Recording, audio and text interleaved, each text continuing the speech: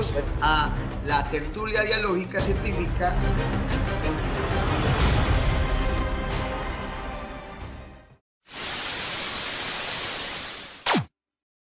Esto resulta, pues que, ¿cómo les parece que cuando yo estaba por allá en bachillerato, tuve un profesor llamado Alfredo? Alfredo era mi profesor de química. Aunque no lo crean, es una asignatura que me disgustaba totalmente porque no la podía entender. Me daba mucha dificultad, sobre todo cuando llegamos al tema de estequiometría, que me parecía tan enredado. Yo veía moles y veía atomogramos, un poco de cosas. Yo decía, pero este man, ¿de dónde saca todo? Y Alfredo nunca en sus clases asoció los conceptos con algo que estuviera al alcance de nosotros. Desde ese día, muchachos, compañeros, yo dije, no, esto no puede ser así. Y dije, voy a hacer algo para que las otras personas no tengan que pasar por lo que yo paso, que es no entender.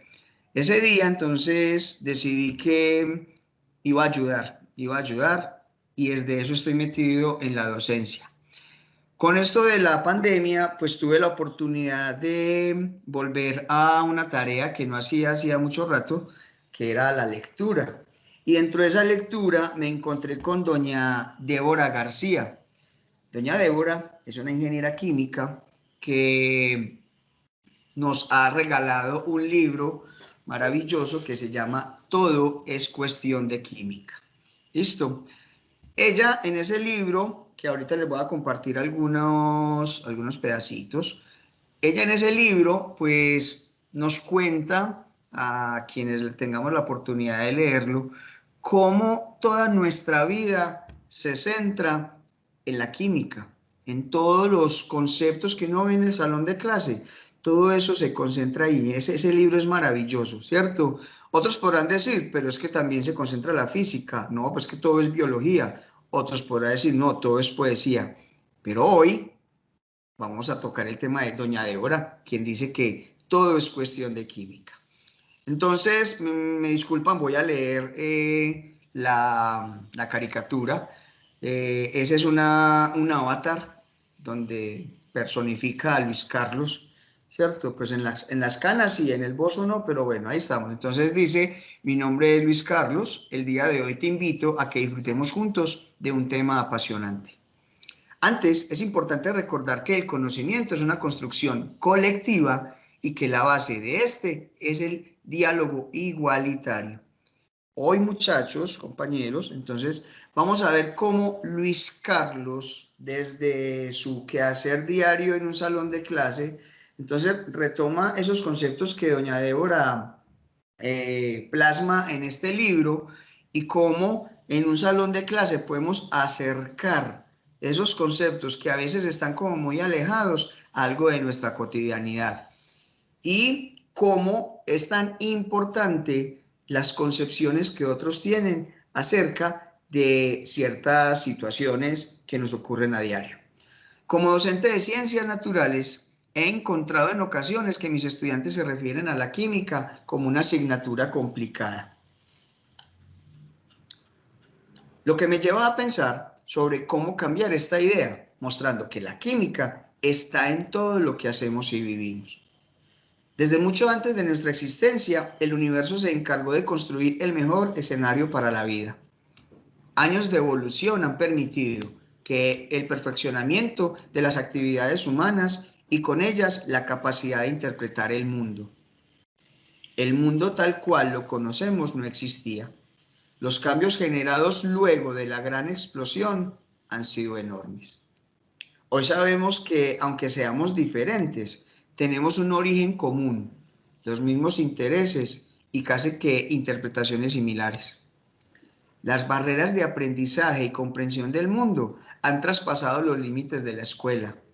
El contexto y la cotidianidad se han convertido en los espacios por excelencia para corroborar el conocimiento.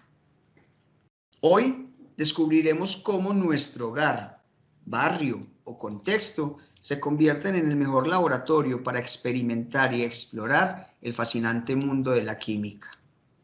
Hoy, al finalizar el día, verás la química de una forma diferente.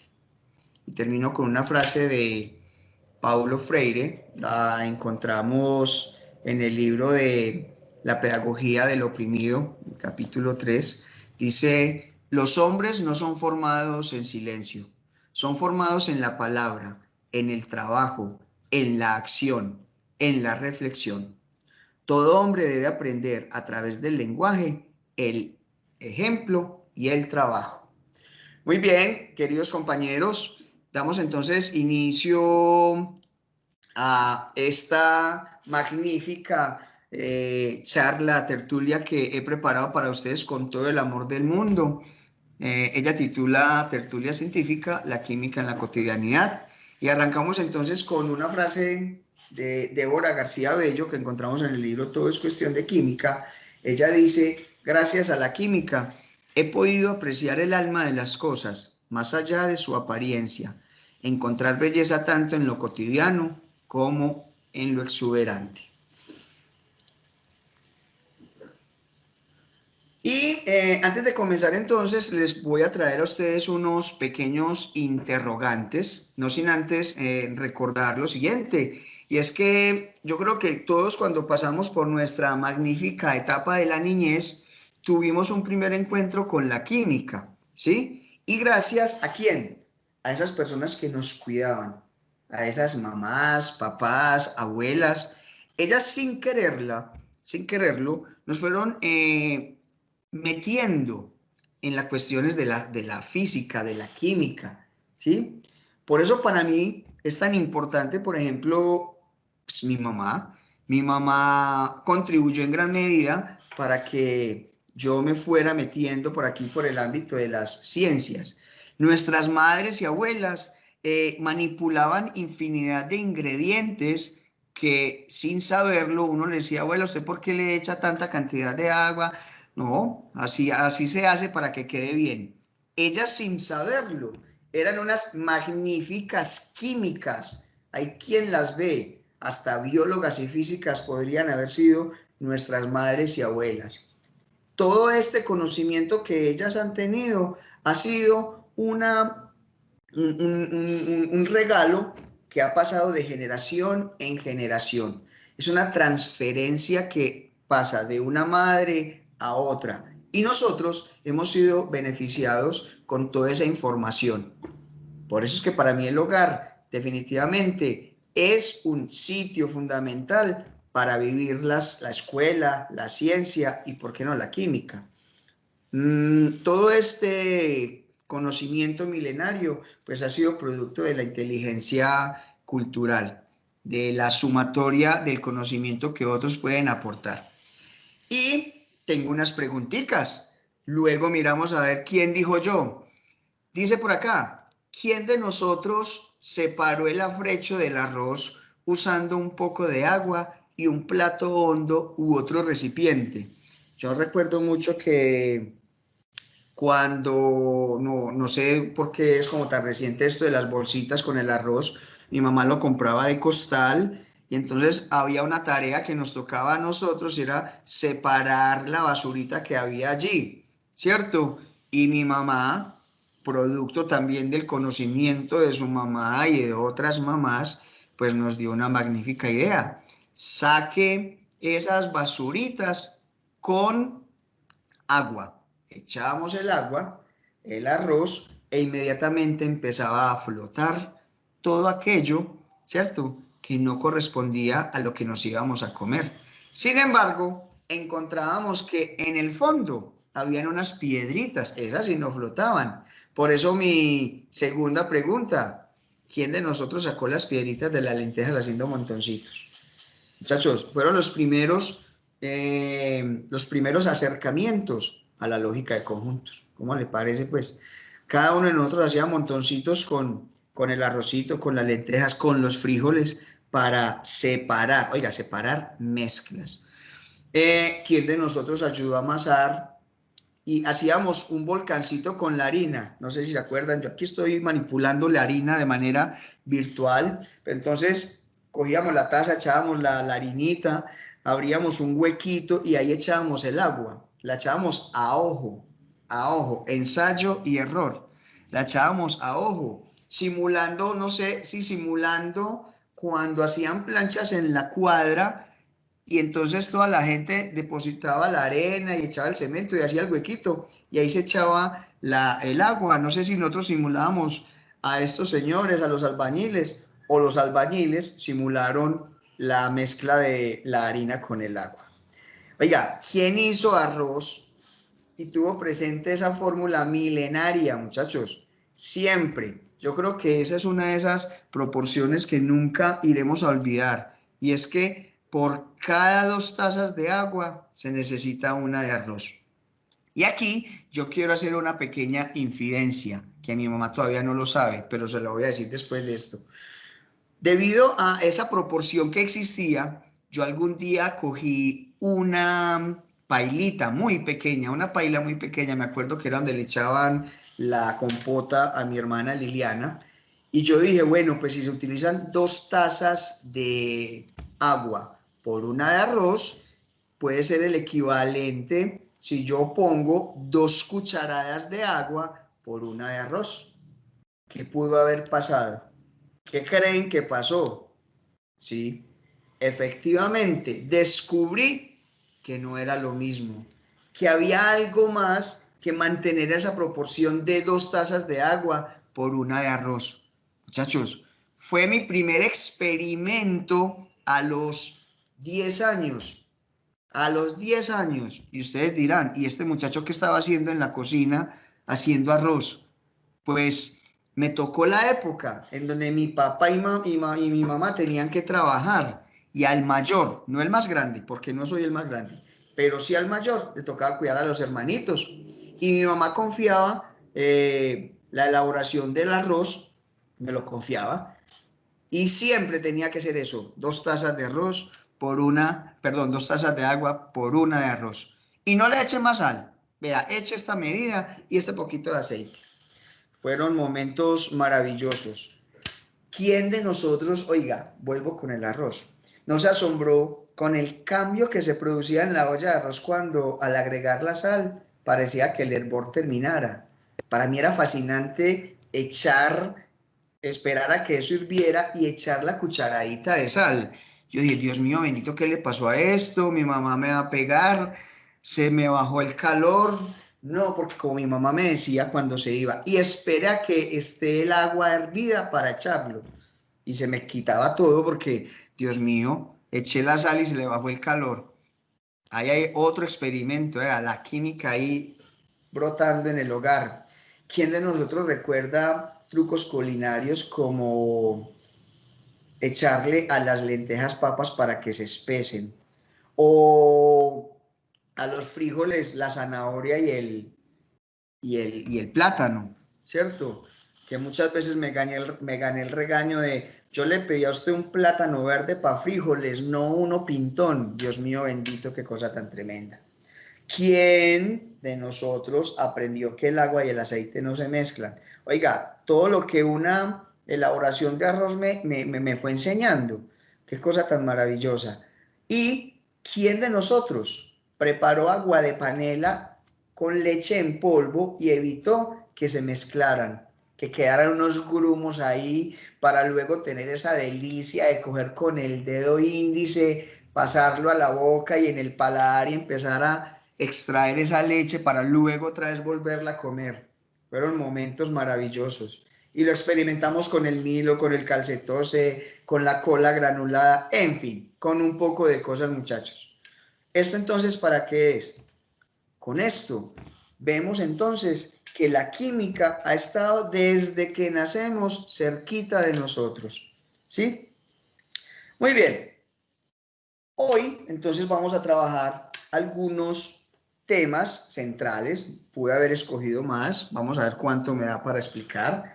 La idea es que estos temas que normalmente se ven en la clase de química se pueden acercar a esa cotidianidad. Porque como dice Débora García, todo es cuestión de química, muchachos. ¿Listo? Vamos a ir mirando algunos de estos temas. Vamos a hablar de la gran explosión, de la alquimia y la química, de la tabla periódica social, ¿qué será eso? nutrición dietética y mezclas, distribución electrónica y organización hotelera. Suena como a carrera universitaria. Estabilidad químico-emocional. Oiga, ¿qué es esto tan bravo?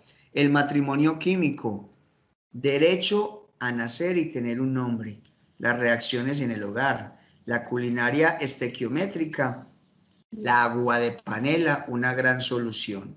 Vamos entonces a irnos adentrando a esto. Jóvenes, traigo entonces un pequeño texto de Javier Santaolalla, que escribe El bosón de Higgs. Este señor es un físico que tiene un canal también en YouTube, en Facebook, se le puede seguir.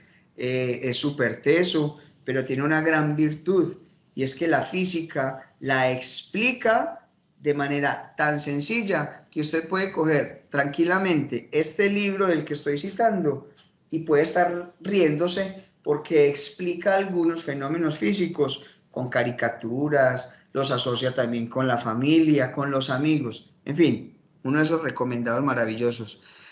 Dice, cuando miramos el cielo tenemos la sensación de ver algo finito, muchas estrellas repartidas por el espacio y poco más. También nos parece algo estático, eterno, no sujeto al cambio. Las estrellas están ahí y siempre seguirán ahí. Parto con esto de la gran explosión, porque definitivamente, muchachos, aunque creamos que somos diferentes, todos tenemos un origen común. Todos provenimos de del mismo lugar, ¿sí? Recordemos que, como nos han contado en la escuela, todo nuestro universo se origina a partir de una gran explosión, que se conoce como el Big Bang, ¿sí? Gran explosión, que esta gran explosión entonces fue generando lo que hoy conocemos como vida, y que dentro de esa vida tenemos el hombre. Entonces partamos del hecho, compañeros, que todos venimos del mismo lugar, que hay unas diferencias básicas, pero que todos provenimos del mismo lado. De aquí, usted puede preguntarle a un estudiante, ¿será posible que haya vida en otro punto del universo? ¿Será eso posible? Se la dejo a usted. ¿Será posible entonces que haya vida? Muy bien. Y entonces cuando uno se va adentrando a este asunto de la química, pues es obligatorio hablar de la alquimia. Y cuando uno habla de la alquimia, para que el estudiante tenga una cierta relación con lo que vive a diario, puede uno citar muchos elementos, pero yo cito dos que son los que me han marcado la vida. Harry Potter, ¿sí? Y 100 años de soledad.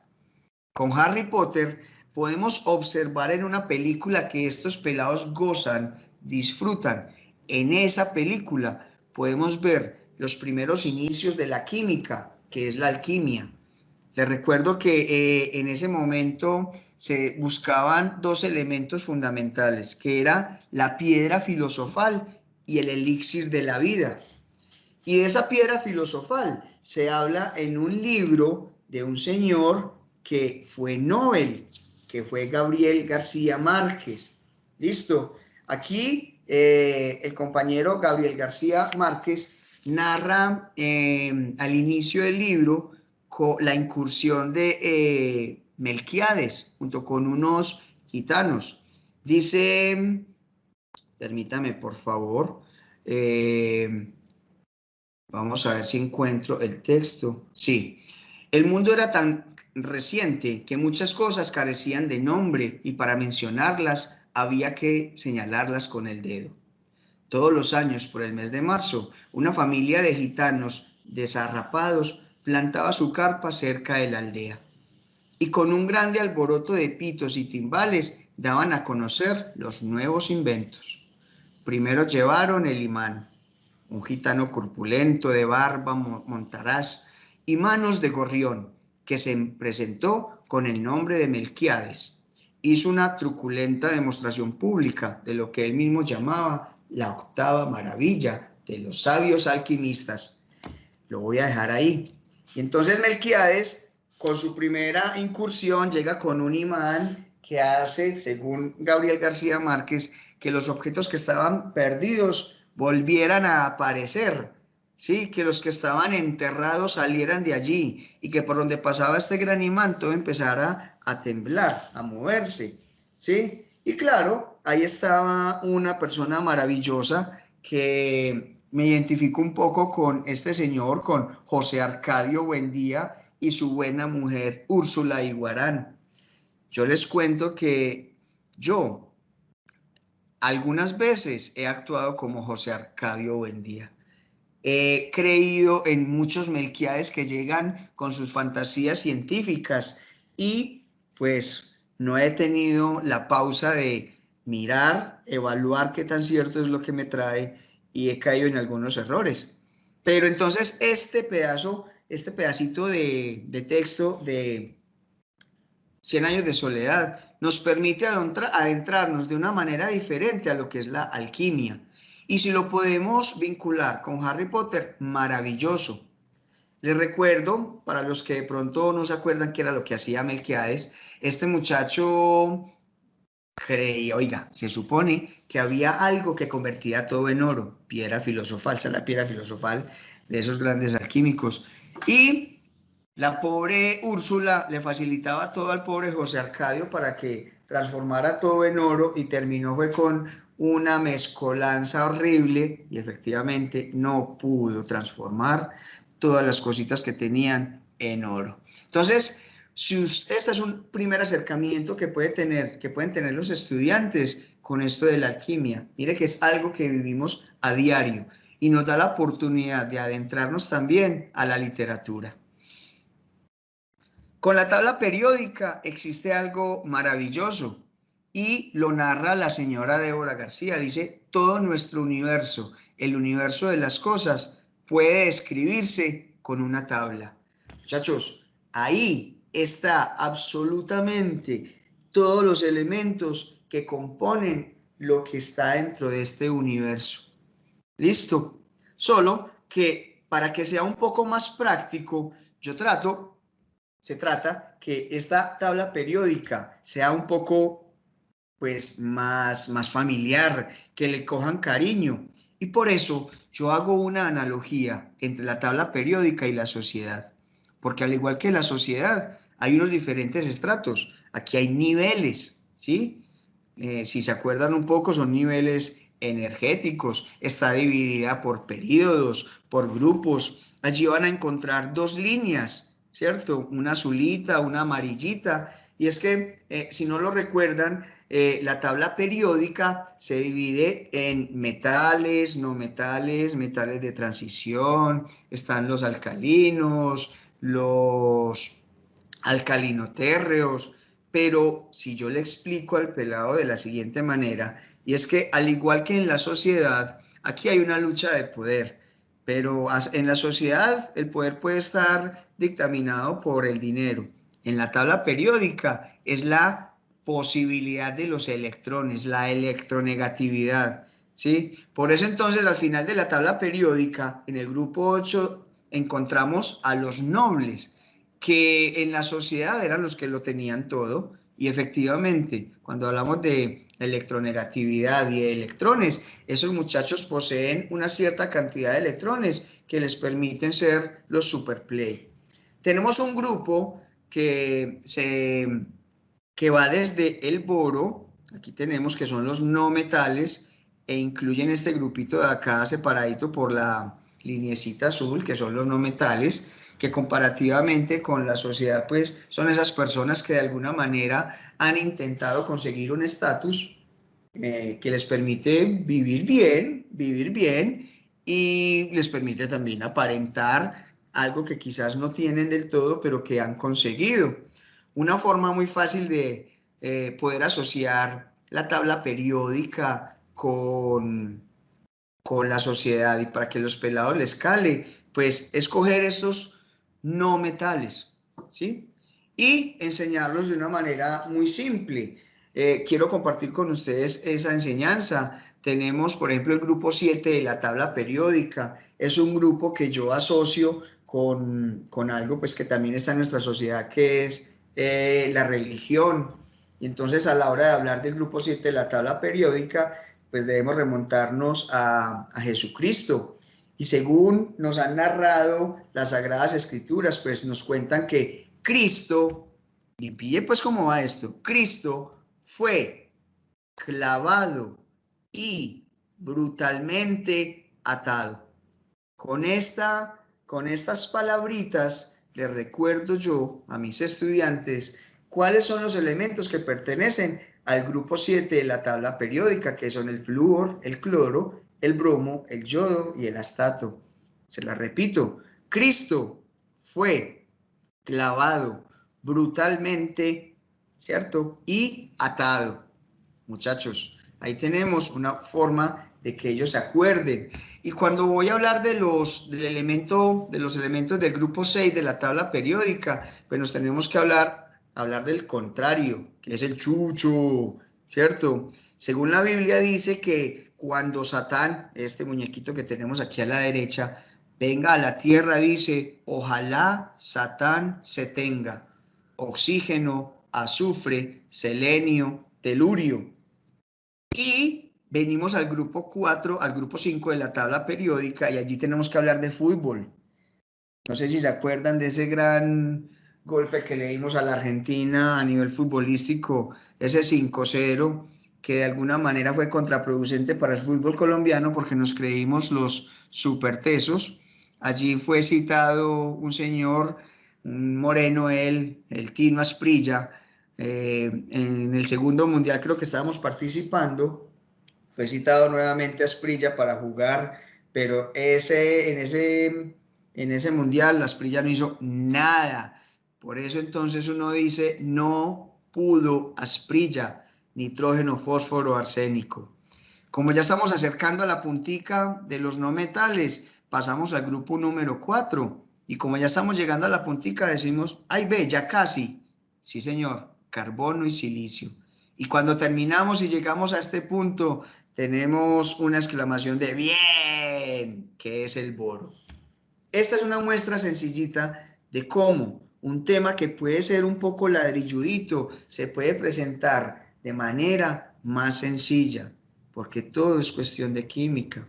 ¿Y qué está haciendo esa línea amarilla allí? Es una división, ¿cierto? Aquí, en este primer bloquecito, en el bloque 1 y 2 de la tabla periódica, encontramos un estrato al que le dan muy duro los que están en el 1 y 2. Recordemos que estos son los que reciben las ayudas de los gobiernos, de los municipios. Pues aquí son un poco aporreados, porque estos muchachos que se encuentran en la parte derecha, ¡pum!, los atacan y les roban ese poder adquisitivo que son los electrones. Y es una buena forma de explicar cómo estos señores se aprovechan de estos pobres, pero luego, como lo vamos a ver más adelante, es un beneficio para los dos. ¿Será así en nuestra sociedad? Yo creo que sí. Al final tenemos unos elementos que se conocen como las tierras raras. Y cito un grupo de muchachos, a mí me tocó, espero que se acuerden, que fueron los muchachos que se ponían el pelito de ladito, se pintaban de negro, ¿sí? Y eran como los raros porque no manifestaban alegría, ¿cierto? Algunos, por ahí todavía tenemos algunos muchachos nuestros que se pintan las uñas de negro, entonces predomina la tristeza. Por eso entonces yo los asocio con estos muchachos, trato de mostrarles que estos son tierras raras, pues obviamente no son tristes, sino que su comportamiento químico tiene una diferencia con estos muchachos que están en la parte de aquí arribita. Aquí tenemos un canalcito también de información, ¿cierto? Cómo la tabla periódica se ha venido construyendo. Ahí tenemos al más representativo también, que es el compañero Mendeleev, ¿sí? Y con Mendeleev también hay una historia social que se presentó con un señor llamado Lothar Meyer, que más adelante o después se las voy a contar. Luego viene un asunto que tiene que ver con la materia, y entonces hablamos del tipo de la materia, el tipo de mezclas, el tipo de sustancias, y no hay mejor forma que explicar las mezclas con nuestra nutrición diaria. ¿Cómo no va a quedar más fácil hablar de esos frijolitos con chicharroncito, choricito, arroz, huevito, ¿cierto? Poner esto de ejemplo, hacerlos traer la coca y mirar cuál o qué tipo de mezclas representan esas cocas que trajeron. En su gran mayoría vamos a tener entonces mezclas heterogéneas, porque algunos traerán que el arrocito, las tajadas y el huevito. Algunos traerán los frijolitos con el huevito, ¿cierto? Ese es el mejor momento para explicar las mezclas homogéneas y heterogéneas y, ¿por qué no?, hablar un poco acerca de esa nutrición y cómo esa nutrición, todo lo que comemos, de eso depende en gran medida lo que cómo va a comportarse nuestro cuerpo más adelante. También tenemos una informacioncita aquí muy importante. También extraje un textico de la compañera Débora García. Dice: la razón por la que vemos un objeto de un determinado color es porque cuando la luz blanca, compuesta por la mezcla de todos los colores, impacta contra dicho objeto, se puede quedar con una parte de esa luz, con toda la luz o con nada de ella. Y nosotros observamos la luz que refleja el objeto, la que no haya absorbido. Esa luz reflejada es la que llega a nuestros ojos. Todo este proceso que va desde la luz, que la luz incide en una determinada sustancia hasta que nuestros ojos capturan el color y envían la señal al cerebro, e incluso la evolución del arte pictórico puede explicarse por medio de la química. Ahí hay otra excusa para meter el concepto de mezclas. Y nos vamos con la distribución electrónica y la organización hotelera. Y es que efectivamente, cuando estamos hablando de este tema, de la distribución electrónica, no sé si se acuerdan que teníamos este diagrama llamado el diagrama de Müller, y empezaba uno con 1s2, 2s2, 2p6 y todo ese cuento que nos hacía de pronto confundir. Pero entonces, ¿para dónde pego yo? ¿Cómo hago yo? Pues una buena forma de explicar este concepto, vamos a mirarlo acá, esto los traje de una página EquaRed, dice que es la distribución electrónica. Corresponde a la distribución de los electrones de un átomo en los diferentes estados energéticos determinados por los orbitales en dicho átomo. Dios mío bendito, ¿qué acabaron de explicar ahí? Pero si yo les digo que un átomo es como una especie de hotel, pero este hotel tiene una característica principal, y es que tiene 7 pisos, y que dentro de esos 7 pisos, pues obviamente, como en todo hotel, vamos a tener que encontrar unas habitaciones, y que dentro de esas habitaciones, pues tendremos que encontrar aquellos lugares donde vamos a descansar, que serían las camas. Y aquí, con esos elementos, puedo explicar que esos 7 pisos que presentan este hotel, pues corresponden a los niveles de energía, que es donde se van a ir acomodando los electrones. Que esas habitaciones a donde uno entra para descansar corresponde a otro concepto, que son los subniveles de energía. Que luego, cuando estamos en esas habitaciones, vamos a encontrar unas camas que se llaman orbitales, ¿sí? Y que la forma como nos distribuyamos en esas camas corresponde a algo que se conoce como los spin. Así es mucho más fácil traer de la cotidianidad un elemento y asociarlo con la química. ¿Listo? Tenemos por aquí un esquema que nos muestra cómo, de acuerdo a cómo los electrones vayan entrando a como se estén distribuyendo en ese átomo, se van organizando en la tabla periódica, ¿cierto? Cada pedacito de la tabla periódica corresponde a un nivel y subnivel específico.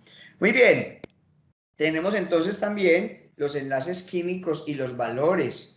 Y aquí cito una frase de nuestro más representativo técnico, que es Francisco Maturana, quien se hizo famoso por la frase perder es ganar un poco, ¿sí? Y efectivamente perder es ganar un poco, porque es que cuando los átomos se empiezan a enlazar, definitivamente perder es ganar un poco, porque cuando ellos lo hacen con un único objetivo, que es lograr estabilidad química, parecerse de alguna manera a los gases nobles, ¿cierto? Cuando hablo que existe una relación entre los valores, pues que sí, cuando usted me cede un electrón, estamos logrando que entre los dos se pueda presentar una estabilidad, que los dos tengamos algo que nos beneficie. De ahí que esto de los enlaces químicos pueda ser asociado con perder es ganar un poco. ¿Listo? Muy bien. Vamos a mirar, otro ejemplo podría ser, digamos que yo quiero irme a comprar una hamburguesita, vale 12.000 pesos, ¿cierto? Y voy con un compañero, tiene 3.000 pesos, yo tengo 9.000, pues si hacemos esa pequeña unión, ese pequeño enlace, pues vamos a obtener esos 12.000 pesos. Obviamente nos va a beneficiar a las dos personas. Y efectivamente, una de las dos, pues, aunque se beneficie, pues va a tener un poco más de beneficio que el otro. Pero en términos generales, vamos a obtener los dos el beneficio esperado. De ahí que ganar, perder, es ganar un poco. Con esto del matrimonio, pues también se puede hacer una relación con la química. Y voy a hablar de las propiedades que tienen que ver con... ¿Alguien habló por allá?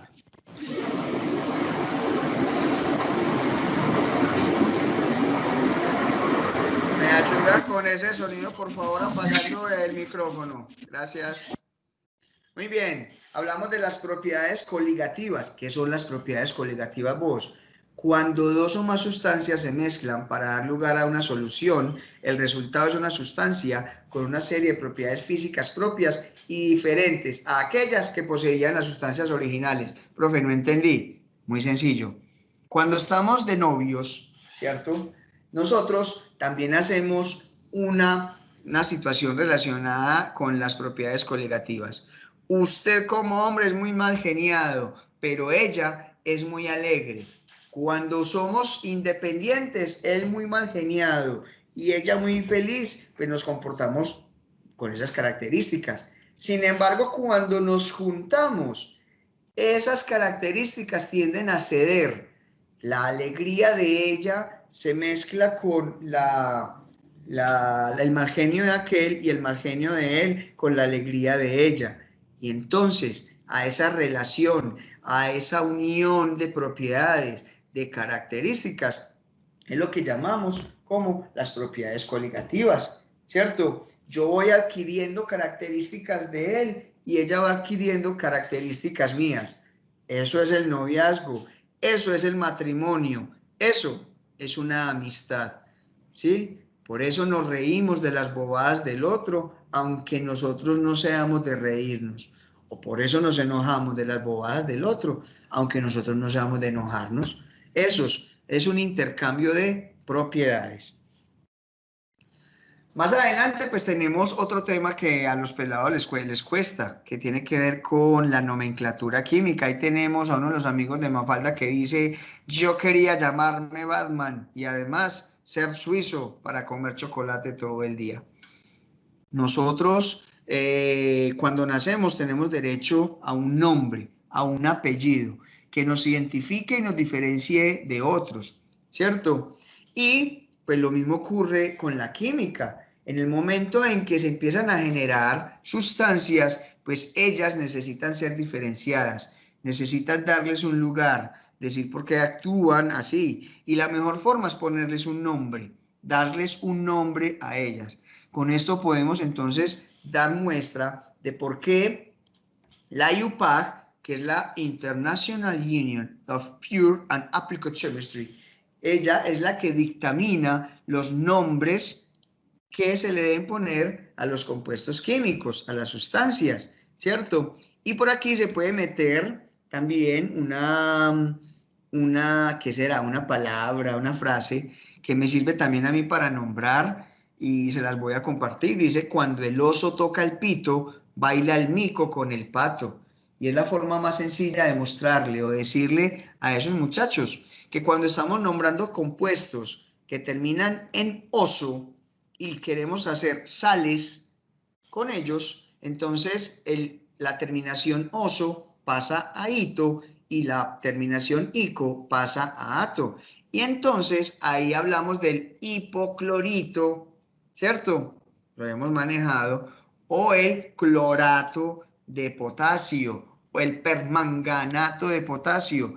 Mire, es una buena forma. Quiere decir que ese permanganato tuvo que haber venido de un compuesto que terminaba en ico y que ese hipoclorito tuvo que haber venido de un compuesto que terminaba en oso. Oiga, qué sencilla es la química. En nuestro hogar nos encontramos con muchas reacciones químicas. Muy rico que ellos conozcan cuáles son las reacciones químicas que se presentan. Pero ¿qué tal si eso lo asociamos con nuestro hogar? A ver, cuénteme, ¿quién de nosotros no ha llorado, berreado cuando cortamos una cebolla? ¿Sí o qué? O nos hemos entusiasmado con los libros viejitos porque, qué rico un libro viejito, como huele de bacano, ¿cierto? Más el color pues que va adquiriendo un libro viejo.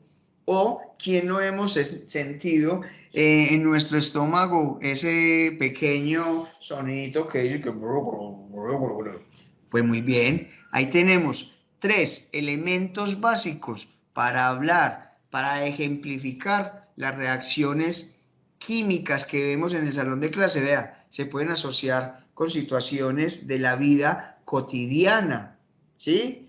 Muchachos, si de pronto no sabían, cuando esa hijo de madre cebolla nos hace llorar, es que en ella hay unas sustancias, ¿cierto? Aquí tenemos que son los ácidos sulfénicos, que son irritantes para los ojos y nos hacen chillar, nos hacen berrear, pero sin sentimiento, pues, ¿sí o qué? Y que una explicación de por qué esos libros huelen a viejito y a muchos nos encantan es debido a unas moléculas, ¿cierto?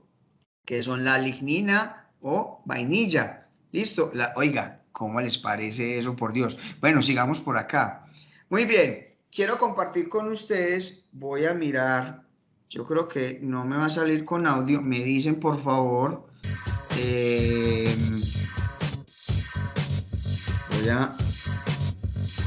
quiero compartir con ustedes un videito.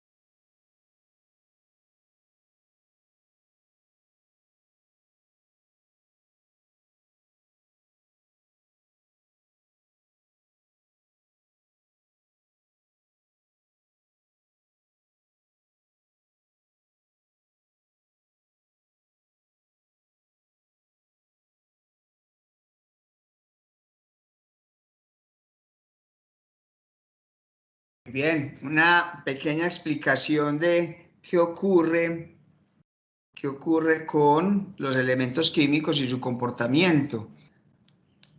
Venimos entonces aquí a la estequiometría de los alimentos y aquí vamos a hacer un ejercicio entre todos. ¿Listo? Vea qué buena forma de hablar de la estequiometría. Se supone que la estequiometría se encarga de analizar las reacciones químicas y debe velar porque lo que haya en los reactivos sea igualito a los productos. Este fue el tema que les dije yo, que Alfredo no me convencía nunca, ¿cierto? Y aquí entonces pues vamos a hacernos un preparito. Tenemos panes, tenemos también jamón, queso y unos tomaticos. Listo, pero tenemos entonces la siguiente característica. Vamos a hacer un pan, perdón, un sándwich. Y ese sándwich debe tener 2 tajadas de pan. Por cada 2 tajadas de pan debe tener un jamón. Listo. Y a esta unión también le vamos a poner una lonchita de cerdo y 2 rodajitas de pan. ¿Listo? Muy bien, pilas pues, tenga presente eso. Debemos preparar un sándwich con las siguientes características. 2 rodajas de pan, un pedacito, una tajadita de jamón, una lonchita de queso y tenemos 2 rodajitas de tomate. Y entonces nos brindan lo siguiente. Pilas pues, vamos a ver. Si alguien me ayuda por allá, vamos a tener una fiesta en la que, una fiesta de profesores, ay, ¿cuándo era eso?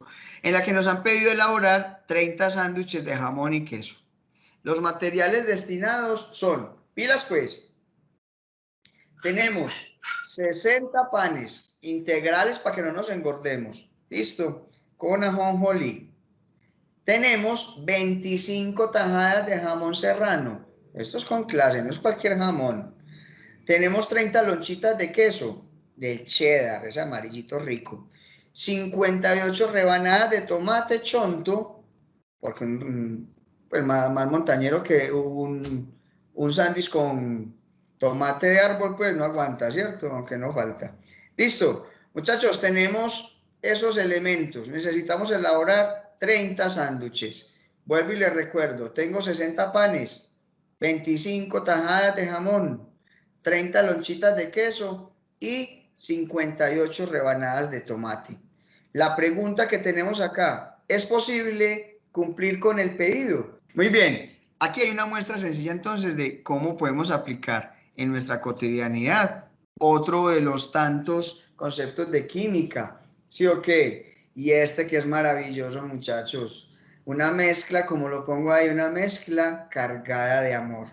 Y es increíble cómo una solución de estas nos permita ser tan felices y que nos pueda calmar un poco el hambre. Por eso lo puse acá que la agua de panela, qué gran solución, porque a muchos sí que nos ha calmado el hambre cuando la situación ha sido dura y a muchos en este momento es posible que esa agua de panela pueda calmarles el hambre, ¿cierto? Esas ganas de algo en ese estomaguito. Y muchos escogí las imágenes que definitivamente se identificaran con nosotros.